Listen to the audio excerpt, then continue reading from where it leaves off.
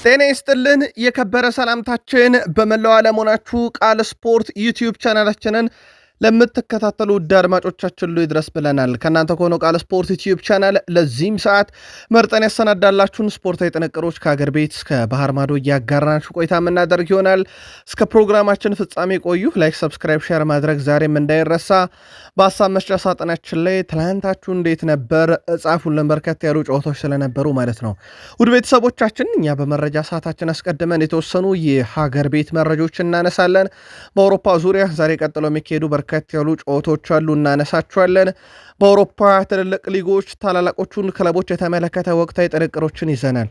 ሪያል ማድሪድ በ23 ዓመታት ውስጥ ያደረገው ነገር ከአንድ የፕሪሚየር ሊግ ደረጃ መዳቢ በታች ሆኗል። በጣም አስገራሚን መረጃም በማድሪድ በኩል ከቡድን ዜና ጋር ይዘናል። በባርሴሎና የመረጃ ሰዓታችን ሁዋን ላፖርታ ከሰሞኑ ከሚዲያ አልጠፋ ብለዋል። አዲስ አጀንዳ ይዘው መጥቷል፣ እናነሷለን። የባርሴሎና የዝውውር ፖሊሲን በተመለከተም ተጨማሪ ጥንቅሮችን ይዘናል፣ ትከታተሉታላችሁ። በጣሊያን፣ በጀርመን፣ በፈረንሳይም በርካታ መረጃዎች ተይዟል። አብራችሁን ቆዩ። በተወዳጁ የእንግሊዝ ፕሪሚየር ሊግ የመረጃ ሰዓታችን የፕሪሚየር ሊጎቹን ታላላቅ ክለቦች የተመለከተ ወቅታዊ ጥንቅሮችን እናነሳለን። ውድ ቤተሰቦቻችን በፕሪሚየር ሊግ የመረጃ ሰዓታችን በተለይም የፔፕ ጋርዲዮላ ቡድን ማንቸስተር ሲቲ የፍጻሜ ተፋላሚ ሆኗል። ለሲቲ ፍጻሜ መድረስ እንዴት ቀላል እንደሆነ እንነግራችኋለን። ከዛ ውጪ በፍጻሜ ጨዋታ የሚገጥሙት አርሰናል ነውና የሚፈልጉትን ቡድን አግኝተውታል ማለት ይቻላል። ሲቲዎች በተለይም ከሰሞኑ በሚዲያው ላይ በርከት ያሉ ሀሳቦችን ሲያጋሩ ነበር። ማርሙሽ ታይጃን ራይንደርስ አሰልጣኝ ፔፕ ጋርዲዮላ በጉዳዩ ላይ ያሉት ነገር አለ። ከሲቲ ጋር በተያዘ ለየት ያሉ መረጃዎችን የምሽቱን ጨዋታ እያይዘን ፍጻሜው ከአርሰናል ጋር ነውና ጎን ለጎን እያነሳን ቆይታ የምናደርግ ይሆናል። ሲቲዝኖች ሀሳባችሁን መልከታችሁን እያጋራችሁን እስከ ፕሮግራማችን ፍጻሜ ቆዩ። ቼልሲን ሊቀላቀል የነበረውን የሲቲን ተጫዋች እናነሳለን በቼልሲ መረጃ ሰዓታችን። ከዛ በዘለለ ቼልሲ ቅጣት ይጣልበታል። ሊያም ሮዛኒየር አልሰማም እያሉ ነው። ቼልሲ ቤት ጉዳቶች እንዳሉ እየሰማ እንገኛለን። ቀጣይ በቼልሲን ፈታኝ ጊዜያቶች እየመጡ ነው፣ እናነሳቸዋለን እነኝህን ጉዳዮች። በሊቨርፑል የመረጃ ሰዓታችን አርኔ ስሎት ከሰሞኑ አንድ ሀሳብ አጋርተው መነጋገሪያ ነበሩ። ሌላ አንድ ጨምረውበታል፣ እንነግራችኋለን። የሊቨርፑልን ሁለት ተስፋዎችና በሊቨርፑል በኩል ተጨማሪ ቡድን ዜናዎችን ስለያዝን የሊቨርፑል ደጋፊዎች እንደዚሁ እስከ ፕሮግራማችን ፍጻሜ ሀሳብ አስተያየታችሁን እያጋራችሁን በዩቲዩብ ገጻችን ብቻ በምናሰራጫቸው መረጃዎች ላይ አብራችሁን ቆዩ ብለናል። ማንቸስተር ዩናይትድን በተመለከተ ሁለት ለየት ያሉ መረጃዎችን ይዘን መተናል፣ እንነግራችኋለን። እኚህን ሁለት መረጃዎች ጥርት አድርገን ከዛ በዘለለ በማንቸስተር ዩናይትድ ለመቆየቱ ምክንያት ነው እየተባለ የተገኘውን ጉዳይ እናጠራለን። የአንድነት ተጫዋች ትላንት ልምምር ነበር፣ ያልተገኙ ተጫዋቾች አሉ ሆነም በዩናይትድ በኩል። ከዛ ውጪ ማንቸስተር ዩናይትድ ቤት አንዳንድ ጉዳዮችን በተመለከተ ለየት ያለ ጥንቅር ይዘናል። የሳምንቱ ትልቅ ጨዋታም እንዳለበት ይታወቃል። ማንቸስተር ዩናይትድ በጨዋታው ዙሪያ ተጨማሪ ጥንቅሮችን እናነሳለን። የዩናይትድም ደጋፊዎች እንደዚሁ ሀሳብ አስተያየታችሁን እያጋራችሁን አብራችሁን ቆዩ።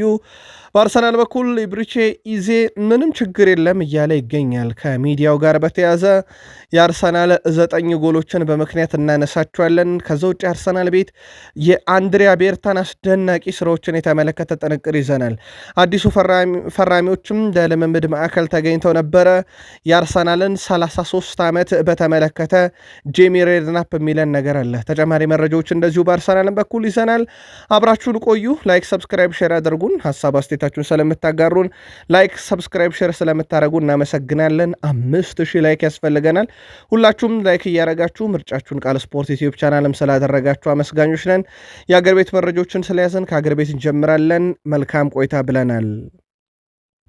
በኢትዮጵያ ፕሪሚየር ሊግ በይደር ቆየን የያዝነው አንድ ጨዋታ ነበረ። ትላንትና ሐዋሳ ከተማ ከአዳማ ከተማ ያደረጉት ጨዋታ ምሽት በነገርናችሁ ውጤት ተጠናቋል። በዛው ሽመልስ በቀለና ተባረክ ፎም 7ኛውና 14ኛው ደቂቃ ላይ ግብ አስቆጥረው ሐዋሳ ከተማ አዳማ ከተማን 2-0 እየመራ ነው ብያችሁ ነበረ በምሽት መረጃችን ላይ። በዛው ተጠናቋል ጨዋታው። ሐዋሳ ከተማ ያለፉትን 6 ጨዋታ ሳይሸነፍ መጓዝ ችሏል።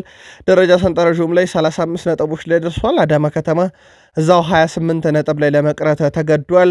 ትላንትና በእርግጥ የነበረው ጨዋታ ይህ ብቻ አይደለም። ትላንትና 4 ጨዋታዎች ናቸው እንዳጠቃላይ የተካሄዱት። 2-0 ተጠናቀዋል። ሸገር ከተማ ከምድረገነት ሽረ፣ እንዲሁም ኢትዮ ኤሌክትሪክ ከሲዳማ ቡና 0-0 ነው። በሀዲያ ሆሳዕናና በመቻል መካከል 1-1። ብቸኛው ትላንት ድል የነበረው ጨዋታ ሐዋሳ አዳማን ያሸነፈበት ነው። ዛሬም ይቀጥላል ፕሪሚየር ሊግ። ውድ ቤተሰቦቻችን ኢትዮጵያ መድን ከፋሲል ከነማ፣ እንደዚሁም ቅዱስ ጊዮርጊስ ከወልዋሎ ዓዲግራት ዩኒቨርሲቲ አዲስ አበባ ስቴዲየም ላይ ቀጥለው የሚደረጉ ጨዋታዎች ሲሆኑ በአዳማ ሳይንስና ቴክኖሎጂ ዩኒቨርሲቲ፣ ባህር ዳር ከተማ ከኢትዮጵያ ንግድ ባንክ፣ ነገሌ አርሲ ከመቀለ ሰባ እንደርታ እንዲሁ ጨዋታቸውን የሚያከናውን ይሆናል።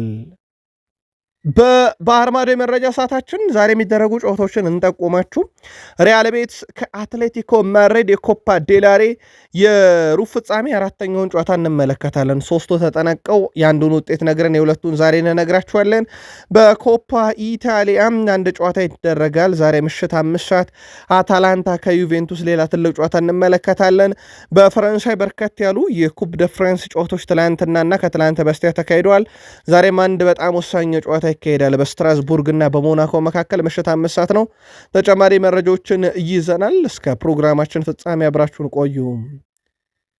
ትላንትና ከሁለቱ ጨዋታዎች አንደኛው የዲፖርቲቮ አላቬዝ እና የሪያል ሶሴዳድ የኮፓ ዴላሬ የሩብ ፍጻሜ መርሃ ግብር ነበረ። እንግዳው ቡድን ሪያል ሶሴዳድ ዲፖርቲቮ አላቬዝን 3-2 በማሸነፍ ግማሽ ፍጻሜውን ተቀላቅለዋል። ልማደኛው ኦያርዛባል በ15ኛው ደቂቃ ላይ፣ ጉዴሽ 76ኛው ደቂቃ ላይ፣ ኦስካርሰን 80ኛው ደቂቃ ላይ ሶስቱን የሪያል ሶሴዳድ የማሸነፊያ ግቦች አስቆጥሯል። ባለሜዳውን ዲፖርቲቮ አላቬዝን ከሽንፈት ያልታደጉ ሁለት ግቦችን ሬባች 8ኛው ደቂቃና ቶኒ ማርቲኔዝ በፍጹም ቅጣት ምት 29ኛው ደቂቃ ላይ አስቆጥረው ነበር፣ ግን ቡድናቸውን ወደ ድል ማብቃት አልቻሉም። በሁለት አጋጣሚ ዲፖርቲቮ አላቬዝ ጨዋታውን ቢመራም ሪያል ሶሴዳድ በኋላ ላይ ባስቆጠራቸው ተጨማሪ ግቦች 3-2 አሸንፎ ሩብ ፍጻሜውን እንደዚሁ መቀላቀል የቻለ ሌላኛው የስፔን ክለብ ሆኗል ባርሴሎናን ተከትሎ። ሶስተኛው ግማሽ ፍጻሜን የተቀላቀለው ቡድን አትሌቲኮ ቢልባኦ ነው። ቫሌንሺያን በራሞስ ሳንቼዝ ፔዥዋን ስቴዲየም ድረስ አቀንቶ 2-1 በሆነ ውጤት ድል አድርጓል።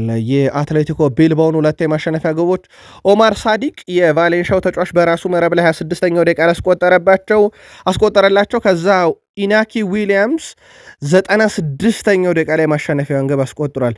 በነገራችን ላይ ኦማር ሳዲቅ ራሱ ላይ ብቻ አይደለም ያስቆጠረው፣ ለቫሌንሺያም 35ኛው ደቂቃ ላይ አድርጓቸው ነበር።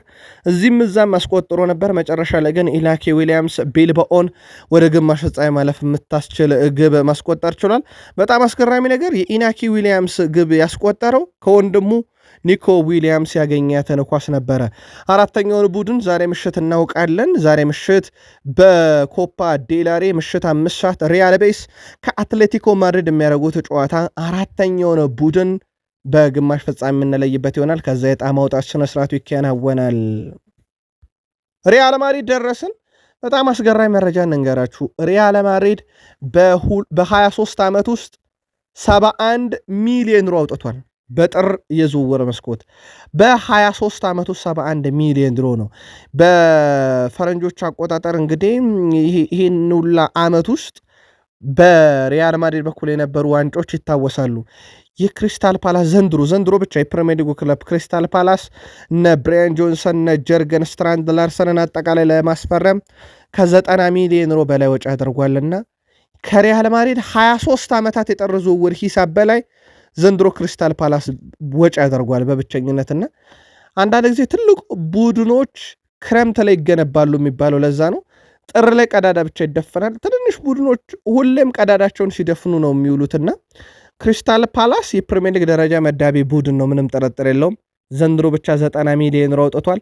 በፓላስ በኩል ዘንድሮ የገቡበት ሰጣ ገባም ይታወቃል። በእርግጥ ሪያል ማድሪድ ግን ይህ ሁላ ዓመታትን 71 ሚሊዮን ዩሮ በላይ አላወጣም። የስፔን ላሊጋው ክለብ ሪያል ማድሪድ የወርሃ ጥር የወሩ ምርጥ ተጫዋች ይፋ አድርጓል። በዚህም መሰረት ፈረንሳይ ፊት መስመር ተሰላፊ ኬሊያን ምባፔ የወሩ ምርጥ ተጫዋች በመባል መመረጥ ችሏል።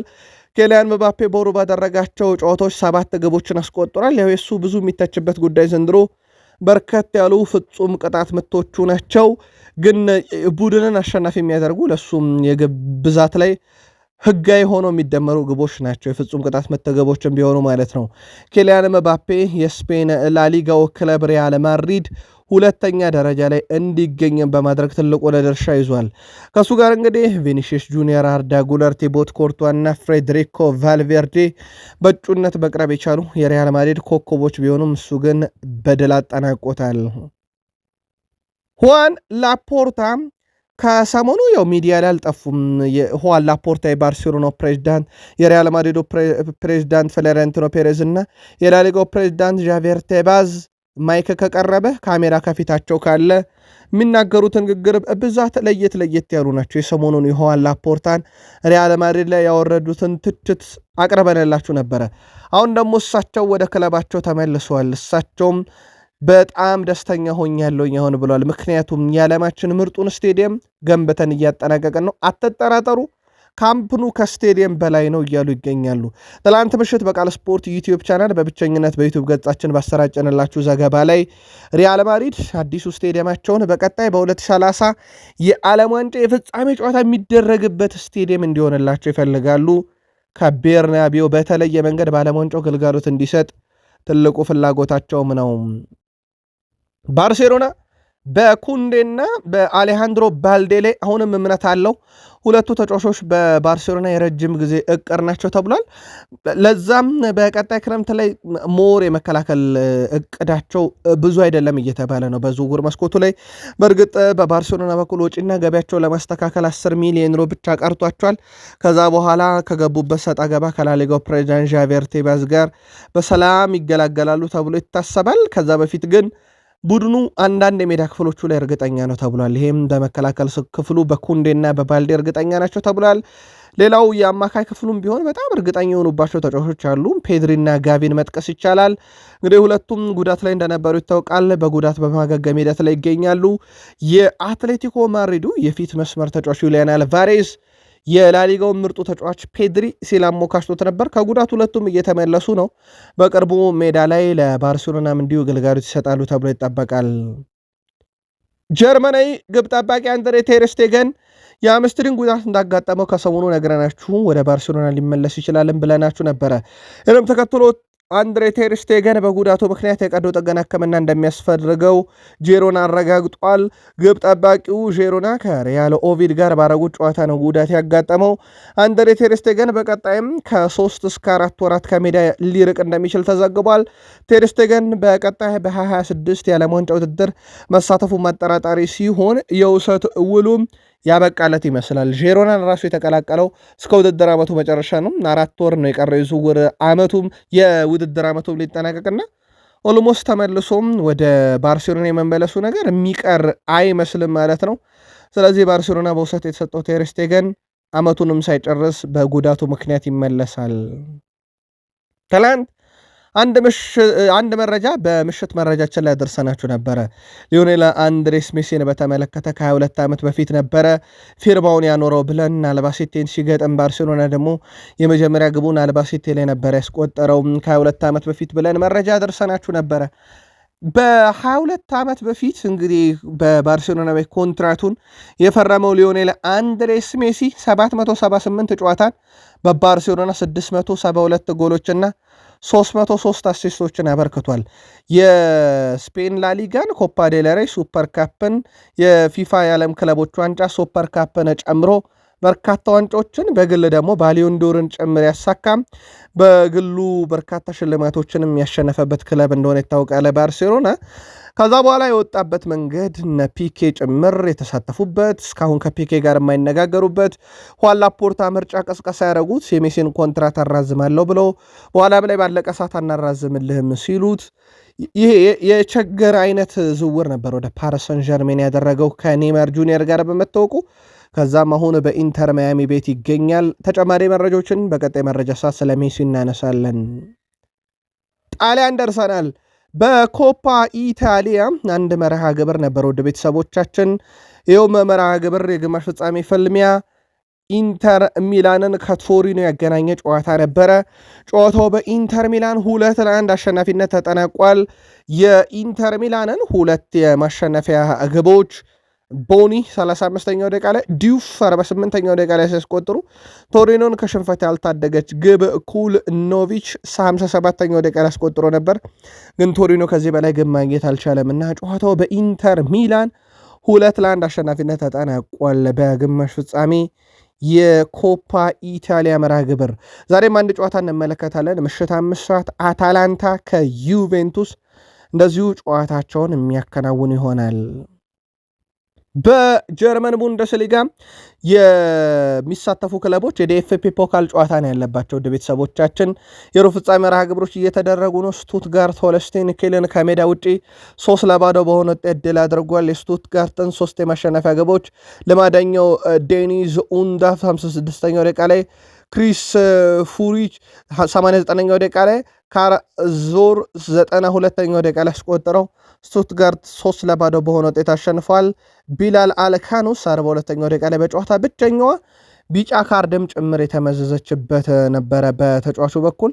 እንደ አጠቃላይ በዲኤፍፒ ፖካል ስቱትጋርት ሆልስቲን ክልን ትላንትና 3-0 በሆነ ውጤት እንደዚሁ መርታት የቻለበት ነው። የጨዋታን ብልጫ ብናይ ስቱትጋርት 60 በመቶ የኳስ ቁጥጥር ነበረው፣ ሆልስቲን ኪል 40 በመቶ ነበረው። በጨዋታ ብልጫም ወስዶ የነበረበትን አጋጣሚ ነው ስቱትጋርት ድል ማድረግ የቻለው።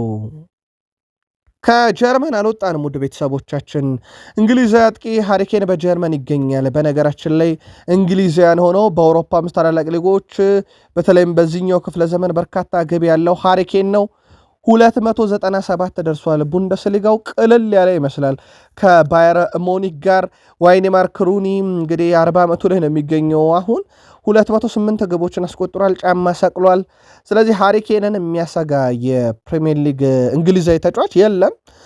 ምናልባት አሁን እግር ኳስ እየተጫወተ ያለ ለሱ በጣም የቀረበው ተጫዋች ራሂም ስተርሊንግ ነው። 123 ነው፣ እሱም ይደርስበታል ተብሎ አይታሰብም። ሃሪኬን 297 ግብ ያለው እንግሊዛዊ ተጫዋች ሆኗል። በባየር ሙኒክ ቤት ይገኛል እንዳልኳችሁ። ሩኒ በ208 ይከተላል።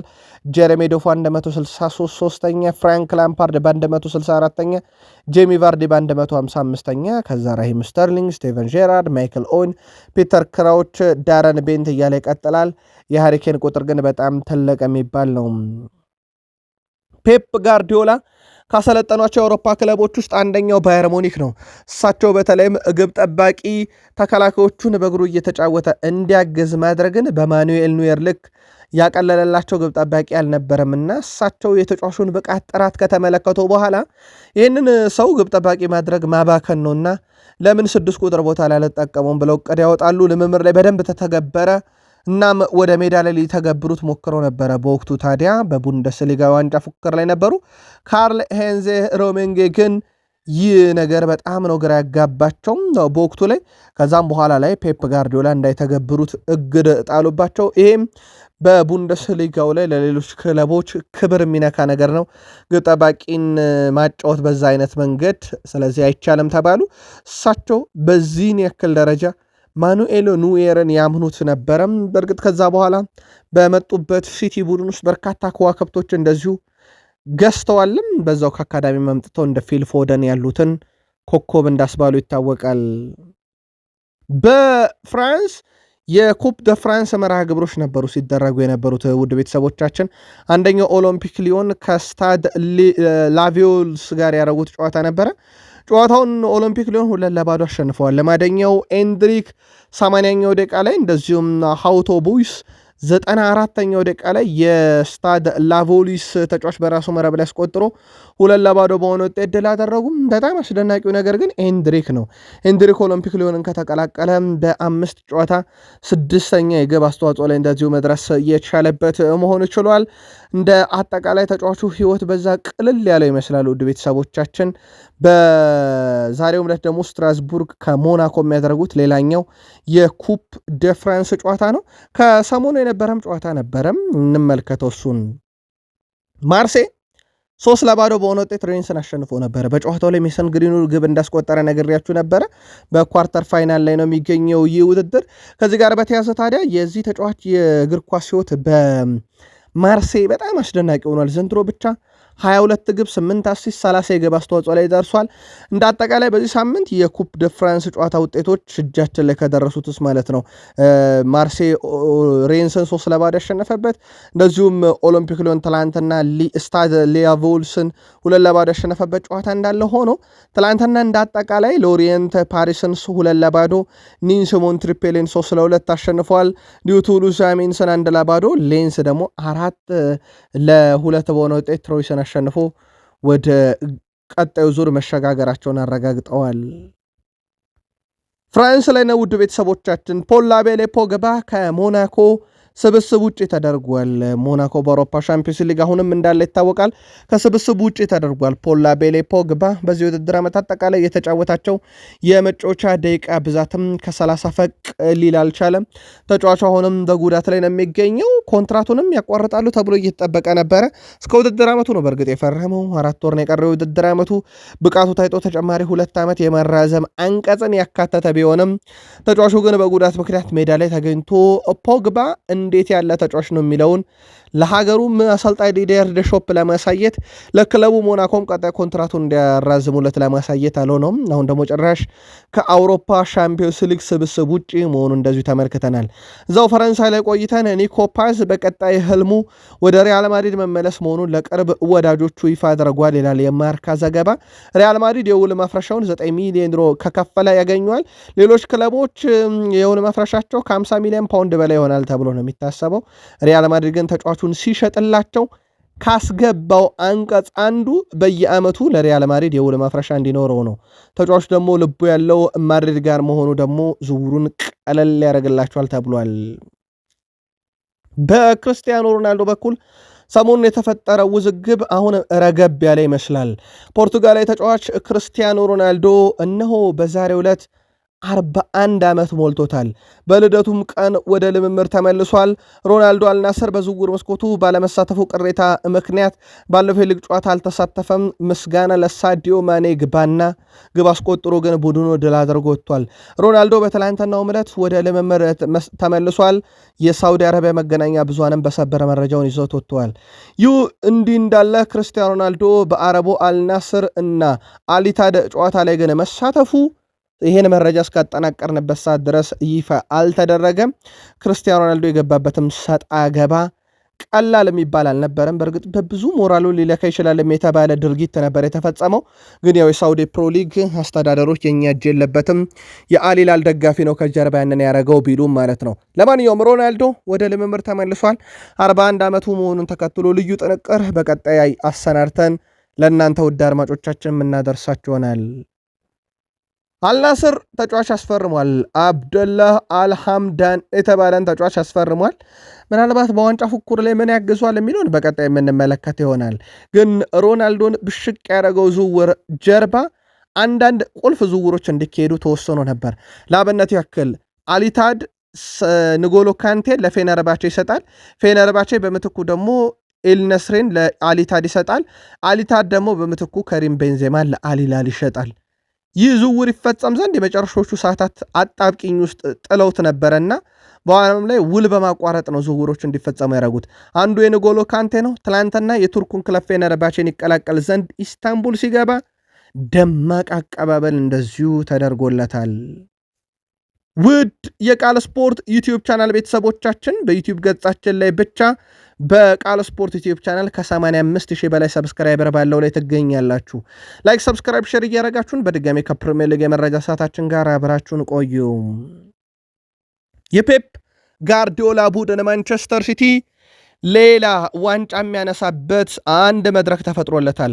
አርሰናልን ተከትሎ ዌምብል የሚያቀነው ለፍጻሜ ቡድን የፔፕ ጋርዲዮላ ቡድን ማንቸስተር ሲቲ መሆኑን ትላንት ተረጋግጧል። በእርግጥ አስቀድሞም የታሰበ ነበረ። ትላንትና በኢታድ ስቴዲየም 3-1 በሆነ ውጤት ኒካስልን አሸንፈዋል። በድምሩ ከ5 በላይ ግብ እንደማለት ነው። ውድ ቤተሰቦቻችን መርሙሽ 7ኛውና 29ኛው ደቂቃ ላይ 2 ግቦችን፣ ታይጃኒ ራይንደር 32ኛው ደቂቃ ላይ ቀሪዋን ግብ አከለ። 3-0 ረፍት ወጡ። ከረፍት በኋላ ቶኒ ላንጋ 63ኛው ደቂቃ ላይ ኒካስልን ወደ ጨዋታ ልትመልስ የምትችል ግብ ቢያስቆጥርም ከዚህ በላይ ግብ አልተገኘም። ማንቸስተር ሲቲ በደርሶ መልስ 5-1 በሆነ ውጤት ተረታ። በዚህም መሰረት ማንቸስተር ሲቲ ዌምብሌ ላይ ከአርሰናል ጋር የፍጻሜ ጨዋታውን የሚያደርግ ይሆናል። ማንቸስተር ሲቲ 2 ግቦችን ያስቆጠረው ማርሙሽ ግቦቹን በማስቆጠር መደሰቱን ገልጿል። ሃትሪክ ለመስራት ተስፋ አድርጌ ነበር ያለው ተጫዋቹ፣ ነገር ግን 2 ግቦችን በማስቆጠሪያ በጣም ደስተኛ ነኝ ሲል ገልጿል። አክሎም ይህ እንደ ቡድን እንድናሸንፍ በራስ መተማመን ይሰጠናል፣ ፍጻሜው እንደምናሸንፍ ተስፋ አደርጋለሁ አርሰናልን ብሏል። ሲቲ ከዓለም ምርጥ ቡድኖች አንዱ ነው የሚለው ማርሙሽ እዚህ ያለው ዋንጫ ለማሸነፍ ነው፣ ለዚህም ለፍጻሜ በቅተናል፣ ለፍጻሜ ለመድረስና ዋንጫም ለማሸነፍ ያለንን ሁሉ እንሰጣለን፣ አሁን በፍጻሜው ተገኝተናል፣ አርሰናልን አሸንፈን ዋንጫውን እናነሳለን ብሏል ማርሙሽ። ቀሪዋን 3ኛ ግብ ያስቆጠረው ታይጃሪ ራይንደርስ ዋንጫውን ከአርሰናል መንጠቅም ነው የምንፈልገው ብሏል። የማንቸስተር ሲቲ ተጫዋች ታይጃሪ ራይንደርስ ቡድኑ ባሳየው አቋምና ለፍጻሜ መድረሳቸው እንዳስደሰተው ተናግሯል። እግር ኳስ የምንጫወተው ዋንጫ ለማሸነፍ ነው ያለው ታይጃሪ ራይንደርስ ለመጀመሪያ ጊዜ ወደ ዌምብሌ እሄዳለሁ፣ ዋንጫ ለማሸነፍ ያለኝን ሁሉ እዛ ሰጣለሁኝ ብሏል። ዌምብሌንም ለመመልከት ዝግጁ ነኝ ብሏል። አክሎም ፍጻሜውን የማሸነፍ ከፍተኛ ፍላጎት አለን፣ ዋንጫውን ከአርሰናል መንጠቅ እንፈልጋለን ሲል ተደምጧል። በአርሰናልና በሲቲ መካከል በነገራችን ላይ ውድ ቤተሰቦቻችን ማርች ወር በቃ ደማቅ ፉክክር የሚደረግበት ጊዜ እንደሆነ ምንም ጥርጥር የለውም። የካራባው ካፕ ፍጻሜ፣ የፕሪሚየር ሊግ ጨዋታ አለባቸው። እዛ ላይ ወደ 33ኛ ሳምንት አካባቢ ካልተሳሳትኩ ምናልባት ደግሞ በአውሮፓ ሻምፒዮንስ ሊግም ሊገናኙ የሚችሉበት እድል አለና አሁን የሁሉ ዋንጫ ፉክክር አርሰናልና ሲቲ መካከል መሆኑ ካልቀረ እርስ በርስ መፋለማቸውም እንዲሁም የማይቀርበት አጋጣሚ ተፈጥሯል። የማንቸስተር ሲቲ አለቃ ጆሴፕ ፔፕ ጋርዲዮላም ለፍጻሜ መድረሳቸው እንዳስደሰታቸው ገልጿል። ተጋጣሚያችን አርሰናልም መሆኑ ደስ ይላል ነው ያሉት እሳቸው። የአውሮፓ ምርጡን ቡድን እንገጥመዋለን ብለዋል።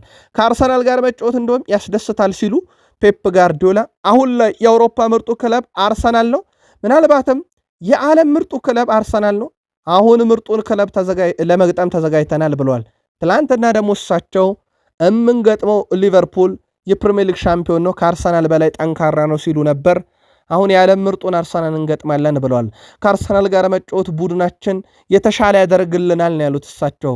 ለፍጻሜ ወደ ለንደን እንጓዛለን፣ አርሰናል እዛው ነው የሚጠብቀን፣ ሁልጊዜም ለፍጻሜ መጓዝ አለብን። ተጋጣሚ ለፍጻሜ ጨዋታ ወደ ማንቸስተር መጥቶ አያውቅም፣ ይህ ቅር ያሰኛል ብለዋልና እዛው የሚጠብቀንን አርሰናልን እዛው ሄደን እንገጥመዋለን እያሉ ዌምብሌ ላይ ብቻ የፍጻሜ ጨዋታ መደረጉ ግን ብዙም ደስታ እንዳልሰጣቸው በጥቂቱም ቢሆን የገለጹበት ሐሳብ ይመስላል። ጨዋታውን በቁጥር እንግለጸው ውድ ቤተሰቦቻችን። ትላንትና ማንቸስተር ሲቲ 3-1 በሆነ ውጤት ድል አደረጉ። የኳስ ቁጥጥር ሲቲ 63 በመቶ፣ ኒውካስል 37 በመቶ። ግብ የማስቆጠር ንጻሬ ሲቲ 2.22 ነው። ተጨማሪ 1 ግብ አግኝቷል። ኒውካስል 1.32 ነው። በቂ ግብ አግኝቷል የማለት ያክል ነው። ሲቲ 18 ሞክሯል፣ ኒውካስል 12 ብቻ። ሲቲ 8 ኢላማውን የጠበቀ፣ ኒውካስል 5። በማዕዘን ምት ሲቲ 5 ኒውካስል 4። በቢጫ ካርድ ሲቲ 3 ኒውካስል ዩናይትድ 0። ቀይ ካርድ በሁለቱም በኩል ምንም አልተመለከትንም። ምናልባት ይህን ጨዋታ ማሸነፍ ይጠበቅበት የነበረው ኒውካስል ዩናይትድ ነውና ግን ተሽሎ ያገኘነው ሲቲ ነው። በኳስ ቁጥጥርን ብናየው 63 በመቶ በላይ የሲቲ የኳስ ቁጥጥር ነበር። እንደ አጠቃላይ የመጀመሪያውን ዙር ድል ያደረገው ሲቲ ውጤት ማስጠበቅ ብቻ ሲጠበቅበት ትላንትና የበላይ ሆኖ ነው ኒውካስል ላይ ያመሸው። ፔፕ ጋርዲዮላ ማንቸስተር ሲቲን ከተረከቡም በኋላ እንደ ሲቲ ብዙ ጊዜ ለእንግሊዝ ውስጥ የጥሎ ማለፍ ጨዋታ ፍጻሜ ደረሰ የለም። ከሳቸው መምጣት በኋላ ሲቲ በእንግሊዝ ውስጥ ብቻ በጥሎ ማለፍ 9ኛ ጨዋታውን ነው ለፍጻሜ ሲደርስ። ቼልሲ 8፣ ዩናይትድ 5 ደርሷል። በዚህ ረገድ ግን የጋርዲዮላን ቡድን አያክሉትም። ያ ብቻ አይደለም። ማንቸስተር ሲቲ ለ10ኛ ጊዜ ለካራባኦ ካፕ የሊግ ፍጻሜ በመድረስ ታላቅ ታሪክን ሰርቷል።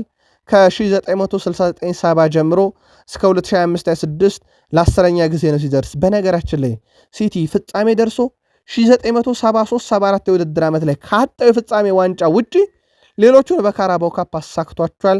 ማንቸስተር ሲቲ እስካሁን ካደረጋቸው 9 የፍጻሜ ጨዋታ 8ቱን ረቷል። 10ኛው ላይ 9ኛውን ያሳካ ሆኖ ከፊቱ አርሰናል አለ። ማርች 22 2026 በዌምብሌ ስቴዲየም የሚደረግ የፍጻሜ መርሃ ግብር ነው። ማንቸስተር ሲቲ እንደ አጠቃላይ 11 የፍጻሜ ጨዋታዎችን ባለፉት 10 ዓመታት ውስጥ ተጫውቷል። ይሄ ደግሞ ሁሉንም የፍጻሜ ጨዋታ ያጠቃለለ የአውሮፓ ሻምፒዮንስ ሊግ፣ የኤፍኤ ካፕ፣ ካራቦ ካፕ፣ ሱፐር ካፕን ጨምሮ እንደ አጠቃላይ ለፍጻሜ ሲደርስ ይሄ ለ11ኛ ጊዜ ነው በ10 ዓመት ውስጥ። ያ ማለት በአንድ ዓመት ውስጥ ለሁለት ፍጻሜ ደርሷል። ይሄም የሆነው በላብነት ያክል በ2021 ሁለት ፍጻሜዎችን ተጫውቷል። የአውሮፓ ሻምፒዮንስ ሊግ እና የሊግ ካፕ 2023 ላይ ኤፍኤ ካፕ እና የአውሮፓ ሻምፒዮንስ ሊግ እንደተጫወቱበት ነው። ታዲያ በጣም አስገራሚ ነገር እንንገራቸው። የፔፕ ጋርዲዮላ ቡድን በ2021 ሁለተኛ፣ በ2024 እና በ2025 በሶስት ተከታታይ ዓመት በኤፍኤ ካፕ ሁለተኛ ወጥቷል። ከዛ ውጭ በአውሮፓ ሻምፒዮንስ ሊግ ነው 2021 የተቀሩትን ዋንጫዎችን በልቷልና ምን ያህል ለዋንጫ በጣም ቅርብ የሆነ እንደሆነ ሲቲ ፍጻሜም ከደረሰ ማሳያ ነው። አርቴታ ከ6 ዓመት በኋላ ለመጀመሪያ ጊዜ ቡድኑ ለፍጻሜ ይጫወታል ከፔፕ ጋርዲዮላ ጋር 55 ቀን በኋላ እንደማለት ነው። ዛሬ ሊሆን ከቆጠር ነው። አርሰናልና ማንቸስተር ሲቲ በካራቦ ካፕ የፍጻሜ ጨዋታ ከ8 ዓመት በፊት ተገናኝተው ነበረ። በወቅቱ ማንቸስተር ሲቲ 3-0 በሆነ ውጤት ድል ማድረግ ችሎ ነበረ። የአሁኑ የአርሰናል አለቃ ማይክል አርቴታ በወቅቱ የሲቲ ምክትል አሰልጣኝ ነበረና ዋንጫ ባለቤትም ሆኖ ነበረ በወቅቱ። አሁን ግን ይችን ዋንጫ ለማምጣት በራሱ በገዛ ክለቡ ነው የሚገኘው። ራሱ በሚያሰለጥነው በቀድሞ በተጫወተበት አርሰናል ነውና ምናልባት አሁንስ ያመጣት የሆነ ዋንጫዋን የሚለው በትልቁ ይጠበቃል። ያኔ የቀድሞ ክለቡን የረታው አሁንስ የቀድሞ ክለቡን ይረታሉ በአሰልጣኝነት ያገለገለበትን የሚለው ግጥምጥሞሽ ይጠበቃል። አርሰናል ከማንቸስተር ሲቲ ዌምብሌ ላይ የጨዋታው ኮከብ ኡመር መርሙሽ ነበረ። ምንም ጥያቄ የለውም። ትላንትና በጨዋታው ላይ 9 ኳሶችን በተቃራኒ ሳጥን ውስጥ የነካ 5 የሞከረ 4 የአንድ ለአንድ ግቦችን ያሸነፈ 3 ቅጣት ምት ለቡድኑ ያስገኘ 2 የግብ ዕድል የፈጠረ 2 ኢላማውን የጠበቀ ሙከራ ሞክሮ 2 ግቦችን በጨዋታ ላይ ያስቆጠረ ነው። ይህ ተጫዋች ውድ ቤተሰቦቻችን ባለፉት 3 በቋሚነት በጀመረባቸውም ጨዋታ 3ኛ ግቡን እንደዚሁ ትላንት አበርክቷል። የፊት መስመር አጥቂው ሃላንድ ትላንትና በተጠባባቂ ወንበር ላይ ሆኖ እንደጀመረ ይታወቃል። ሌላኛው ግብ አስቆጣሪ ታይጃኒ ራይንደርስን እናንሳው። ከ53 ኳስ የማቀበል ሂደት 48ቱን በትክክል አቀብሏል። 7 ኳስ በተቃራኒ ሳጥን ውስጥ ነካ፣ 5 የግብ ዕድል ፈጠረ፣ 4 ሞከረ፣ 4 የአንድ ለአንድ ግንኙነት አሸነፈ፣ 3 ኢላማውን የጠበቀ ሙከራ ነው ከአራቱ፣ 3 ኳስ አቋርጧል፣ 2 ስኬታማ ድሪብሎችን አሳክቷል፣ 1 ጎል አስቆጥሯል። በጣም አስደናቂ የሚባል ቁጥር ነው። በነገራችን ላይ በዚህ ውድድር ዓመት በሲቲ ቤት 7ኛው ከፍተኛ ግብ አስቆጣሪ ዝርዝር ውስጥም ያለ ተጫዋች መሆን የቻለበትን ምሽት ነበረ። ማንቸስተር ሲቲ በሜዳው ከኒካስል ጋር ባደረጋቸው የመጨረሻዎቹ 19 ጨዋታ በሁሉም ውድድሮች 18ቱን አሸንፏል። ባለፉት 12 ጨዋታ ደግሞ በተከታታይ ነው ኒካስልን የረመረመው ማለት ይቻላል። የኤዲሃው ቡድን ለሲቲ አስቀድሞ እጅ የሰጠ እያሉት ነው። አሁን ለአብነት ያክል በመጨረሻ 4 ጨዋታ እንኳን ብናይ ሲቲ 4-0፣ 2-1፣ 2-0፣ 3-1 በሆነ ውጤት ድል አድርጓል። ይሄ በጣም ከባዱ አጋጣሚ ነው። ምናልባት የኒካስል ዩናይትድ ሲቲ ላይ እየተወሰደበት ያለ ብልጫ አስቀድሞ ለፍጻሜ ደርሶ ሲቲ ነው እንዲያስብል የሚያደረገ ነበረ። የማንቸስተር ሲቲ ተጫዋች ቤርናንዶ ሲልቫ ጉዳት አጋጥሞታል። ተጫዋቹ እንግዲህ በቀጣይ መች ይሳተፋል የሚለው እርግጥ አይደለም። ምናልባት በሊቨርፑል ጨዋታ ላይ ይደርሳል አይደርስ የሚለው በራሱ በጣም አጠያቂ ነው። ለማንኛውም የእሳቸውን ጋዜጣዊ መግለጫ እንጠባበቃለን። የሃላንድ ተጠባባቂ ሆኖ መጀመር ግን ከታክቲክ ጉዳይ ጋር በተያያዘ እንጂ ጉዳት አጋጥሞት አልነበረም። በእርግጥ ተቀይሮ ገብቷል። የበርናንዶ ሲልቫን ግን አጣርተን ለሲቲ ደጋፊዎች እንዲሁም እናደርሳችሁ ይሆናል። ማርክ ጉዌ በካራቦ ካፕ ፍጻሜ አይሳተፍም። በግማሽ ፍጻሜ በእርግጥ አልተሳተፈም። ማርክ ጉዌ በማንቸስተር ሲቲ ከኒካስል ጋር ለተደረገው ጨዋታ ትላንትና አልተሳተፈም። በውድድሩ ደንብ መሰረት አንድ ተጫዋች ለሁለተኛ ክለቡ ተመዝግቦ ለጨዋታ ዝግጁ መሆን ያለበት ከመጀመሪያው ግማሽ ፍጻሜ ጨዋታ በፊት መሆኑ አለበት። በመሆኑም ጉዌ በዚህ ውድድር መድረክ ለሲቲ ጨዋታ መጫወት አይችልም። እናም ፍጻሜው ላይ አይጫወትም። ማርች 22 2026 በዌምብሌ አርሰናልን በሚገጥመው የሲቲ ስብስብ ውስጥ ማርክ ጉዌ አይካተትም። ምናልባት የዲያዥ መመለስ ጥሩ ነው። ትላንትና ልምምድ ሲያደርግ ተመልክተነዋል ነበረ። ይህንንም ነግረናችሁ ነበር። በቡድን ውስጥም ተካቶ ነበረ። ስለዚህ አርሰናልን በሚገጥመው ስብስብ ውስጥ ዳግም ጉዳት ካላስተናገደ ጉዌ የለም፣ ግን ዲያዝ አለ። ስለዚህ ጥሩ አማራጮችን ይዘው ፔፕ ጋርዲዮላ እንዴት ዋንጫውን ያነሱታል ወይንስ ለሲቲ ያሳልፈው ይሰጡታል የሚለው ይጠበቃል። 2017 ላይ ቼልሲ ሊቀላቀል ነበረ። ሰርጂዮ ኩን አጉዌሮ ዝውውሩ ሊጠናቀቅ ነበረ። ነገር ግን ማንቸስተር ሲቲ በመጨረሻ ሰዓት ነው ውድቅ ያደረገው ብሏል። እናም ኮንቴ እኔና ሃዛርድን አንድ ላይ ማጣመር ፈልጎ ነበረ፣ በኋላም ዲኤጎ ኮስታ ክለቡን ሊለቅ ስለነበረ ማለት ነው ብሏል። የኩናጌሮ በወቅቱ ወደ ቼልሲ ሊዘዋወር መሆኑን ግን ሰምታችሁ ነበር ወይ? ኩናጌሮ ግን ልዘዋወር ከጫፍ ደርሼ ባለቀ ሰዓት ነው ሲቲ የከለከለኝ ሲል ተደምጧል። በኋላም ላይ እሱ ወደ ባርሴሎና ሄዶ ጫማው እንደሰቀለ ይታወቃል። ከህመም ጋር በተያዘ በዛው የቼልሲን መረጃ እንቀጥል። ውድ ቤተሰቦቻችን ቼልሲ ከዌስትሃም በሳምንቱ መጨረሻ በሊግ ጨዋታ በጣም ትልቅና በጣም ለተመልካች አዝናኝ የነበረ ጨዋታ ነው። ቼልሲ 3-2 ያሸነፈው ጨዋታ እንደማለት ነው። ተመርቶ ያውም በታሪክ ለመጀመሪያ ጊዜ ውጤት የገለበጠበት በፕሪሚየር ሊጉ ለባዶ ከረፍት በፊት ተመርቶ፣ ግን በጨዋታው የነበረው ድብድብ ተራ አልነበረም። በተለይም አዳማ ትሮሬ እና በዦዋ ፔድሮ መካከል የነበረው ድብድብ እግር ኳስ ሜዳ ውስጥ ሁሉ አይመስልም ነበረ። ይህን ያስተዋለው ኤፍኤው ሁለቱንም ክለቦች እቀጣለው ተጫዋቾቹን ባለመቆጣጠሩ ብሏልና ቼልሲ ቅጣት ይጠብቀዋል ተብሏል። ምን ይቀጣል የሚለውን ተከታትለን እናመጣዋለን። ሊያም ሮዛኒየር በተለይም ይሄ በሚዲያው ላይ ከሚደርስባቸው ተቃውሞ ጋር በተያዘ ምላሽ ሰጥተዋል። አውቃለሁኝ እኔም የሚዲያ ሰው ነበርኩኝ፣ ሚዲያ ላይ ሆኖ መተቸት በጣም ቀላል ነው ብሏል። እሳቸው ሜዳ ላይ የገባውት ቡድን በርከት ያሉ ግቦችን በዚሁ ታክቲክ ሲያስቆጥር ምርጡ አሰልጣኝ እኔ ነኝ፣ ምርጡ ክለብም ቼልሲ ይሆናል። በዚሁ ታክቲክ ስንሸነፍ መጥፎ አሰልጣኝ እኔ፣ መጥፎ ቡድንም ቼልሲ ይሆናል። ይሄን እረዳለሁኝ። ስለዚህ የሚሰጡ ሐሳቦችን ሚዲያ ላይ ብዙም አልቸገረባቸውም፣ እኔም የሚዲያ ሰው ስለነበርኩኝ ብሏል። ከሰሞኑ በአርሰናል ጨዋታ ቡድናቸው ተሸንፈው ከወጣ በኋላ በርከት ያሉ ትችቶችን ከሌጀንዶችም ጭምር ሲያስተናግዱ እንደነበረ የሚዘነጋ አይደለም። ዳሪዮ ኤሴጎ ባጋጠመው ጉዳት ምክንያት እስከ መጋቢት ወር ድረስ ከሜዳ እንደሚርቅ ቼልሲ ቤት ተረጋግጧል። እያስተዋላችሁ ነው። ግን ቼልሲ የሚያስፈርማቸው ተጫዋቾች ከሆነ ጊዜ በኋላ ለ3 ወር፣ ለዓመት፣ ለ6 ወር ጉዳት እያጋጠማቸው ነው። ችግሩ ምንድን ነው ግን? ይህን ነገር አስተውላችሁታል ወይ? የቼልሲ ደጋፊዎች ሮሚዮ ላቪያ መጣ፣ ከተጫወተው የተጎዳበት ይበልጣል። በጊዜ ደረጃ ራሱ ከጉዳት ነፃ ሆኖ ከነበረበት ወራቶች ይልቅ ተጎድቶ ከሜዳ የራቀበት ወራቶች ይበልጣሉና ዳሪዮ ኤሴጎም አምና የመጣ ተጫዋች ነው፣ ግን ይኸው በጉዳት ውስጥ ነው የሚገኘው። ምናልባት ቼልሲ ካመጣቸው ተጫዋቾች በቂ ግልጋሎት እንዳያገኝ የሆነ ይገኛል። በቀጣይነት ይኸው ቼልሲ የሚያረጋቸው ጨዋታዎች በጣም ፈታኝ ናቸው። ውድ ቤተሰቦቻችን ለአብነት ያክል ቀጣይ ከሚያረጋቸው ጨዋታዎች አስቶን ቪላ፣ ኒካስል፣ ከኤቨርተን፣ ከሲቲ፣ ከዩናይትድ፣ ከብራይተን፣ ከኖቲንግሃም ፎረስት፣ ከሊቨርፑል፣ ከቶትናም በተከታታይ የሚያደርጋቸው ጨዋታዎች በትልቁ ይጠበቃሉ። ምናልባት እነኚህ ጨዋታዎች ላይ ሊያም ሮዘኔር በትክክልም ይፈተኑበታል ተብሎ ይታሰባል። በሊቨርፑል የመረጃ ሰዓታችን አርኔ ስሎትን እናንሳቸው። አርኔ ስሎት ከሰሞኑ አሰልጣኝ ዋና ህልሙ አዝናኝ ጨዋታ መጫወት ነው ብለው ነበረ። ግን አርሰናል ካስታወሳቸው የቬንገር ቡድን በአዝናኝነት አይታማም ነበር። እሳቸው በእርግጥ መጨረሻ ላይ የውጤት ቀውስ ገጥሟቸው ተባረዋል ከክለቡ። ያው በሰላማዊ መንገድ ቢሆንም ተሰናብቷል በሚለው ይስተካከል። ከዚህ ጋር በተያያዘ ግን አርኔ ስሎት ይችን ሀሳብ ካጋሩ በኋላ በብዙዎች ትችት ነበረ። አሁን ደግሞ በ30 ዓመት ዋንጫ ከማንሳት በየ5 ዓመቱ ዋንጫ ማንሳት ነው የአሰልጣኝ ግቡ ብለው መጥተዋል። አርኔ ስሎት የኔ ፍላጎት ቡድኑ ዋንጫ ለማንሳት ሌላ 30 ዓመት እንዲጠብቅ አልፈልግም። እናም በቀጣይነትም የፕሪሚየር ሊጉን ዋንጫ ማንሳት የምንችልበትን አይነት ቡድን መገንባትን እሻለሁ ሲሉ ተደምጧል። ምናልባት የዚህ ቡድን ተስፋ ተብለው እየተያዙ ያሉ ዝውውሮች እየተካሄዱ ነው። ለአብነት ያክል በክረምት አብዛኛው የመጣቸውን ተጫዋቾች ብናይ ለአብነት ያክል ፍሎሪያን ቬርዝ ገና 22 ዓመቱ ነው። ሁጎ ኤኬቴካ 23 ዓመቱ ነው። ሁለቱ የፊት መስመር ጥምረታቸው ደግሞ በቅርቡ እያየነው እንገኛለን ሜዳ ላይ እና ምናልባትም እሳቸው 30 ዓመት እንድጠብቅ አልፈልግም በቡድን ውስጥ ሌላ ዋንጫ ለማምጣት ብለዋልና የእነኚህ ተጫዋቾች ሚና በትልቁ ይጠበቃል። ሊቨርፑል ጀርሜ ጃኩዌቴን በጣም በአስገራሚ ሁኔታ ከቼልሲ ነጥቆ እንዳስፈረመ ይታወቃል። ታዲያ ይህ የሊቨርፑል ንብረት የሆነው ጀርሜ ጃኩዌቴ በአመቱ መጨረሻ ነው ሊቨርፑል የሚቀላቀለው።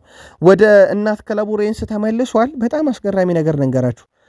ለሊቨርፑል ፊርማውን ባኖረበት ወር ላይ የወሩ ምርጥ ተጫዋች ተብሎ ተመርጧል። የሬንስ ማለት ነው።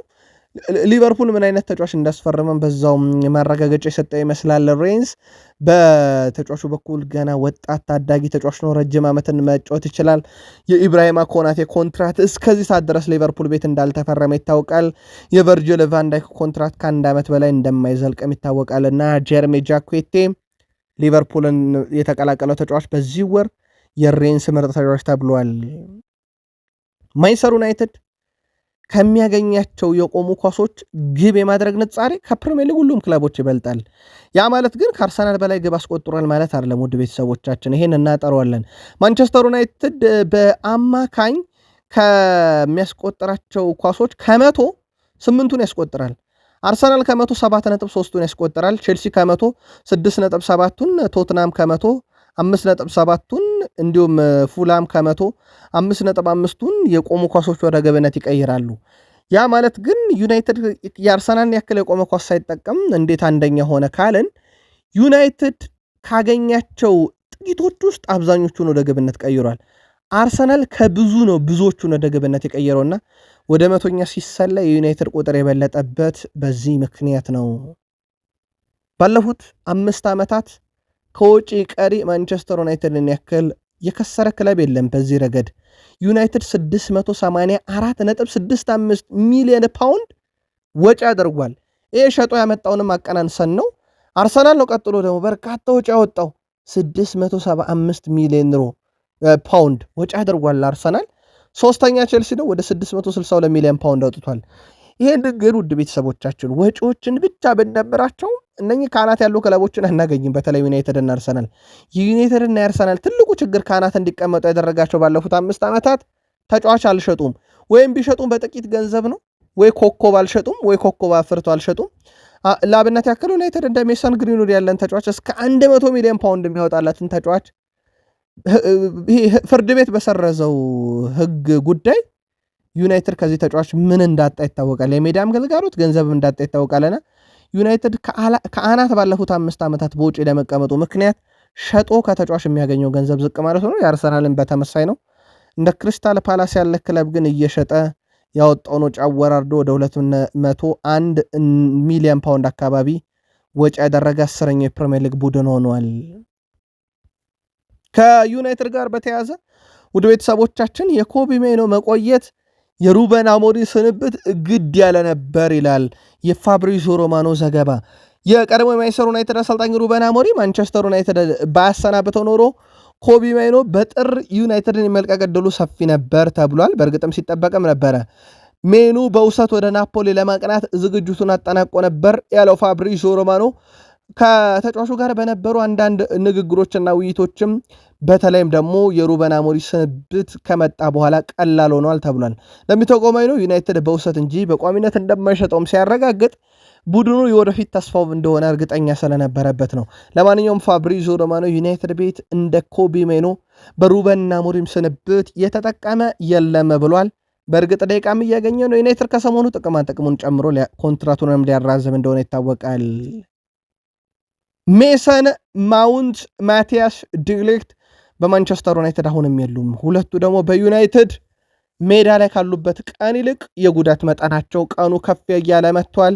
ሜሰን ማውንት በእርግጥ ዩናይትድ ከመጣ በኋላ የለም ማለት ይቻላል። አለ ሲሉት 1 ሳምንት 2 ሳምንት ከዛ የለም።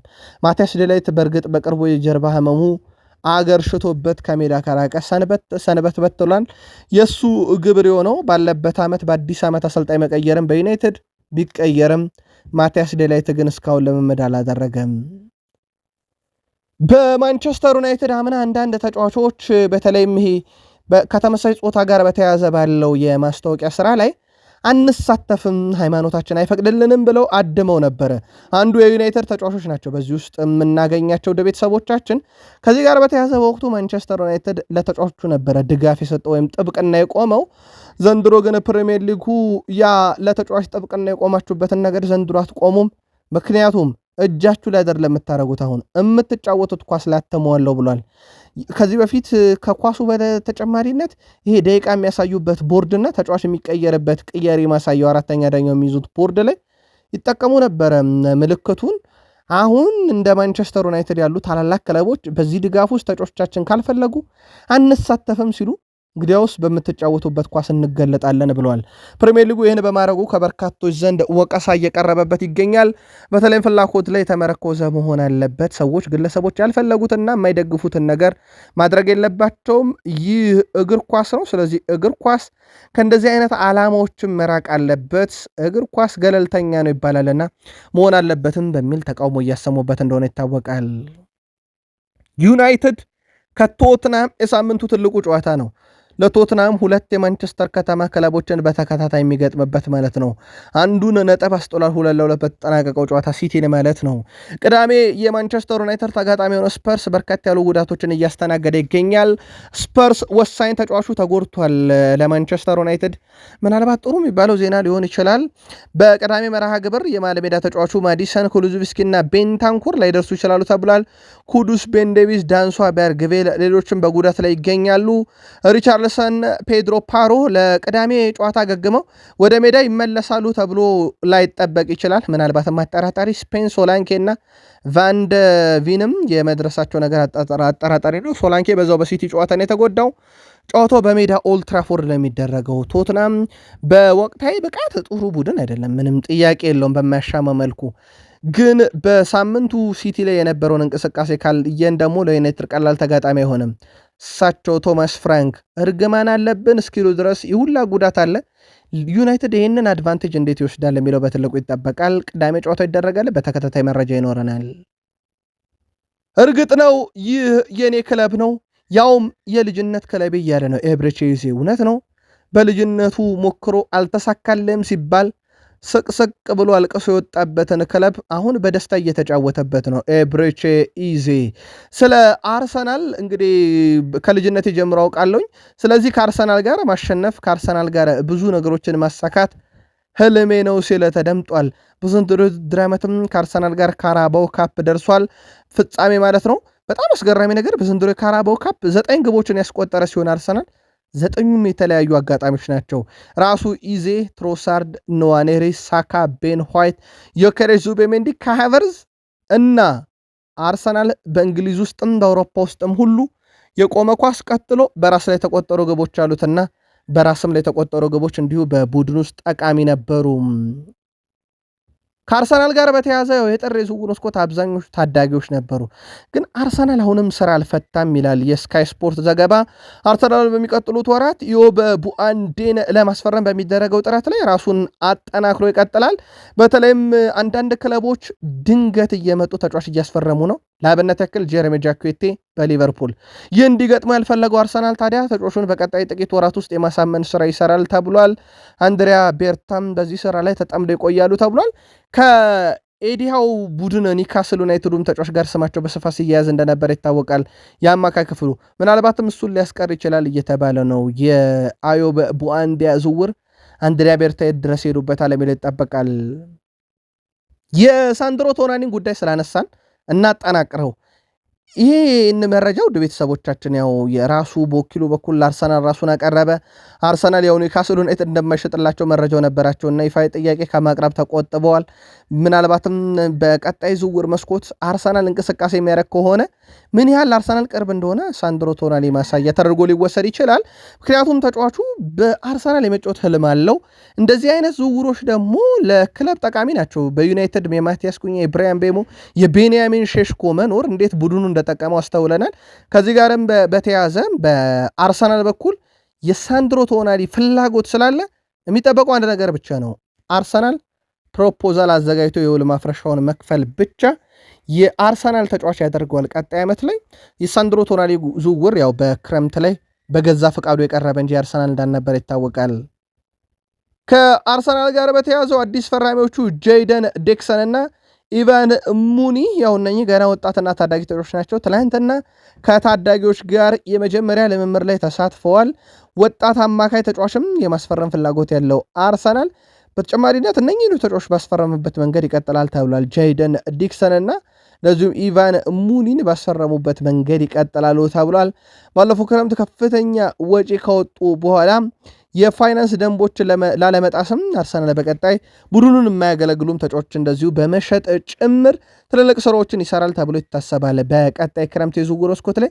ስለዚህ ለአርሰናልና ለአንድሪያ ቤርታ ቀጣይ ክረምት ላይ ትልቅ የቤት ስራ የሚሰራበት የዝውውር መስኮት እንደዚሁ ይሆናልም ተብሎ ይጠበቃል።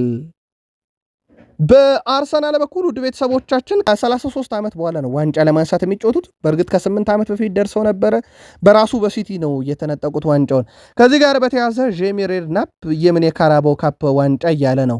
አርሰናል በዚህ ውድድር ዓመት 2 እና 3 ዋንጫዎችንም ጭምር ያነሳል እያለ ነው። የዋንጫው አይነት ችግር የለውም፣ 3 እና 2 ዋንጫዎችን ያነሳል ካልን ካራባው ካፕ አንዱ ነው ካልን እንደ ጄሚ ሬድናፕ ሐሳብ ቀሪ 2 ወይም 3 ዋንጫዎች ሻምፒዮንስ ሊግ፣ የአውሮፓ ሊግ እና ሻምፒዮንስ ሊግ፣ ፕሪሚየር ሊግ እና የኤፍኤ ካፕ ውድድሮች እንዳሉ ሆነው ማለት ነው። አትጠራጠሩ እያለ ይገኛል። ምናልባት የጄሚ ሬድናፕን ሐሳብ እንያዘውና አርሰናል በአራቱም መድረክ ዋንጫውን በራሱ መወሰን ይችላል። በነገራችን ላይ ፕሪሚየር ሊግ እየመራ ነው፣ በራሱ መወሰን ይችላል። ሻምፒዮንስ ሊግ 16 ተገኝቷል፣ በራሱ መወሰን ይችላል። በኤፍኤ ካፕ 4ኛ ዙር ነው፣ በራሱ መወሰን ይችላል። ካራባው ካፕ ደግሞ ፍጻሜ ወይም ላይ በራሱ መወሰን ይችላል። የትኛውን በራሱ መወሰን ከሚችላቸው ዋንጫ ያሳካል? ጄሚ ሬድናፕ 2 ወይም 3 ዋንጫ ጠብቃለሁ ብሏል። ለማንኛውም ለአርሰናል በዘንድሮ የውድድር ዓመት የመጀመሪያ ዋንጫው በማርች 22 2026 በዌምብሌ ከሲቲ ጋር ተፋልሞ ያረጋገጠው የሆነ በቀጣይ ይጠበቃል። ቃል ስፖርቶች ነበርን። አበቃን። ሰናይ ቀን